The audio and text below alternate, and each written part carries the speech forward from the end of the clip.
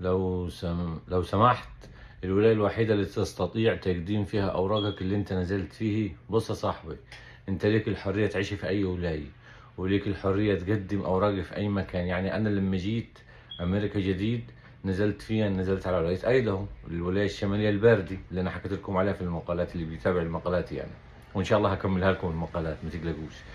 فإيه، نزلت فين؟ على أيداهو. أوكي. لما نزلت على أيداهو جاني السوشيال سيكيورتي، استلمته وتمام التمام. بعدها طبعا غيرت وجهتي فين؟ على تكساس. لما غيرت على تكساس كان عندي محامية موجودة هني، ونقلت الكيس بتاعتي كلي على تكساس، والمقابلة بتاعتي بقيت في تكساس، واستلمت لي جرين كارت في تكساس. فمش شرط ان انت مثلا الولاية اللي نزلت فيها تعمل فيها اوراقك عادي، لا، ممكن تنزل مثلا على نيويورك، ومثلا حبيت تعمل اوراقك مثلا في كاليفورنيا او في تكساس او في اي ولاية يعني. فمش شرط مثلا تنزل ولاية معينة تعمل فيها أوراقك، لا، في أي مكان تنقل بس الكيس بتاعتك ويكون عندك محامي ويمشي لك في إجراءات أوراقك عادي، ما فيش أي مشكلة.